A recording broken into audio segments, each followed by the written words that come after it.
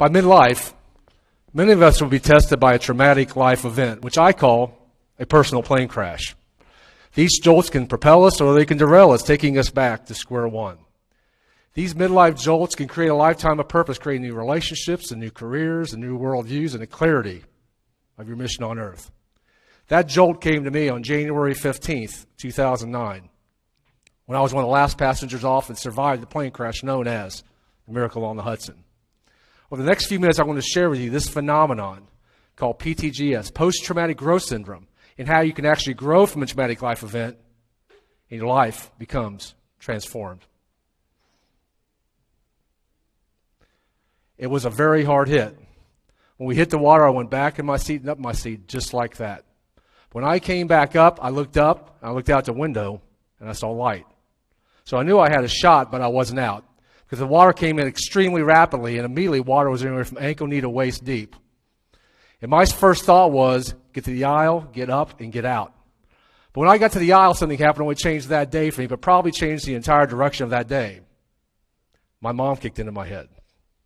My mom passed away in 1997, but there was something she would tell me when I was a child that popped into my head, and it was, if you do the right thing, God will take care of you. And the right thing for me was, you take care of other people first. See, I grew up playing sports and athletics and Boy Scouts, and I was always around a group of guys, and we always had each other's backs. So I made my way to the back of the plane to see if anybody needed help. And then when I got behind everybody, we started making our way out. Now, based on that impact, because it was a really hard hit, some of those bins had broken open and luggage has flown out. So every time you took a step, you ran into something, and at that point you could see whether somebody's body or a piece of luggage. But all the further I could get up was 10F. First window on the right that I could see light, and I started making my way out. Well, as I started making my way out, it was an amazing sight. There was no room on that boat for me. There was no room on that wing for me, but it was an amazing sight. People were already being rescued.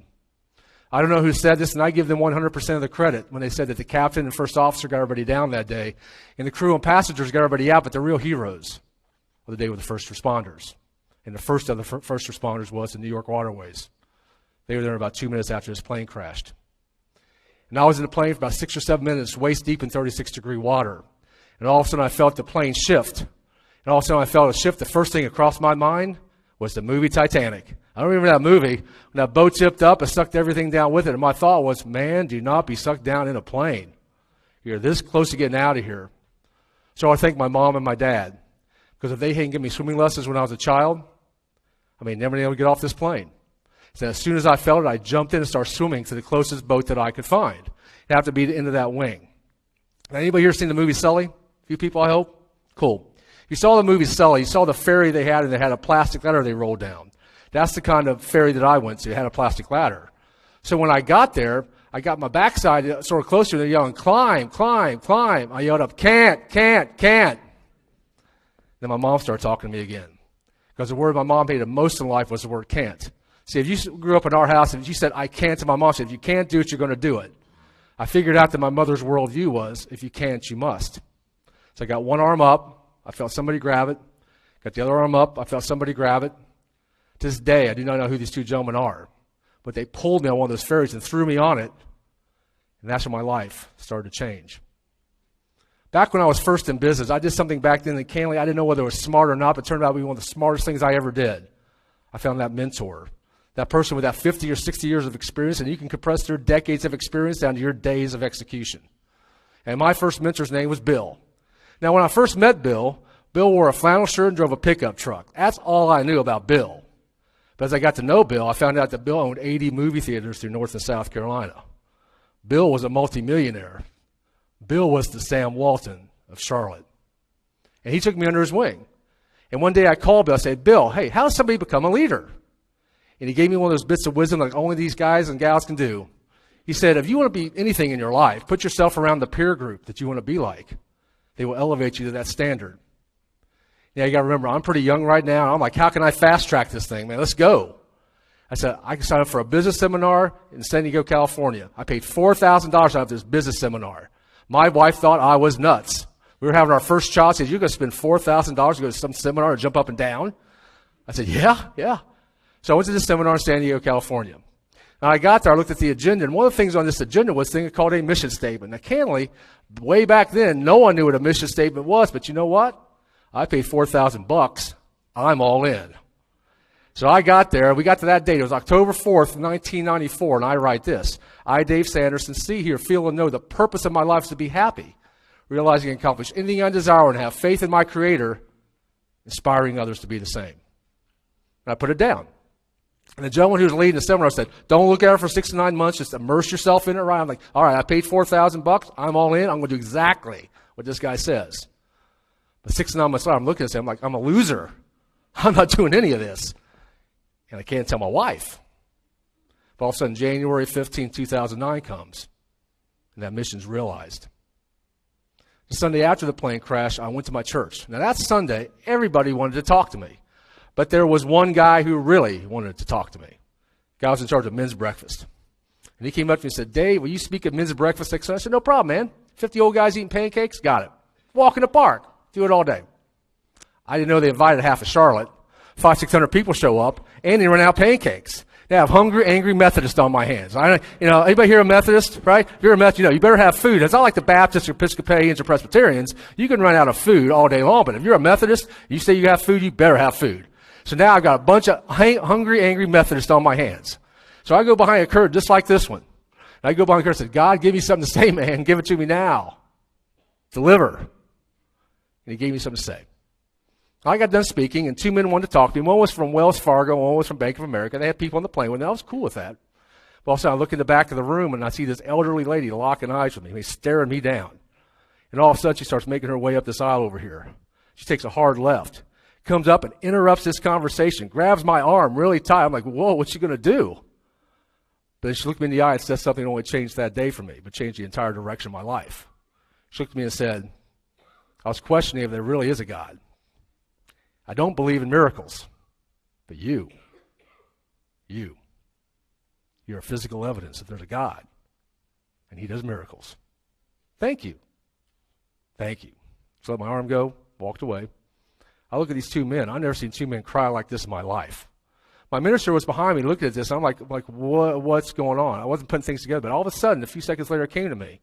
What happened to me on January 15, 2009, it now impacted somebody before she goes to her great beyond, wherever that may be, now believes there's a God who does miracles because I am physical evidence.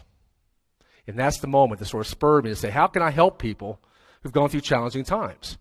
See, I've had the honor and privilege of going to places like Fort Hood in Texas. I went to Oklahoma after those tornadoes. Went to the eastern shore of North Carolina after the Hurricane Sandy. And this last fall, I got the opportunity to go down to Pompano Beach after Hurricane Irma. And I get a chance to talk to people. And one of the things I find out is this. People like me, it's pretty much get taken care of. But often, those people who go through something like this go into a depressed state. But I didn't. And people kept telling me, well, you're going to have depression. You're going to have PTSD. You're going to need therapy. And I kept saying, but I didn't. What's the difference between me and them? And I started thinking all the ways what I was doing, that what was different between me and other folks, whether we were on the plane or during a hurricane or wherever there was. What's the difference? So I started putting these ideas together. How can I help people through their traumatic life experiences? So 4 years ago, get it up here. 4 years ago, I had the opportunity to be interviewed by AARP magazine. Now, candidly, I don't know why AARP wanted to talk to me. I knew nothing about AARP, and candidly, I thought I was too young for it anyway. But they called me and said, it came very apparent when they called me and said, we found out that you helped the American Red Cross raise over $8 million. And we want to know your strategies on how you grew from this thing called a plane crash, while so many other people went into depression or even worse, PTSD. So I agreed to do the interview. And during the interview, they shared this term called PTGS, post-traumatic growth syndrome, PTGS. It's how you grow from a traumatic life event instead of going to a depressed state. See, and what I found out is depression is a state. Depression is a state just like joy or happiness or hope. Depression is a state, and any state you can change just like that. So you can be happy one moment, right, and all of a sudden you're sad or devastated. And you can change it just like that by 1 of 3 ways. First way is through your physiology, the way you move your body. That is the fastest way to change your state, because once you get up and start moving and all these endorphins start changing in your body, your state changes. The second way is through your internal dialogue or the questions you ask yourself.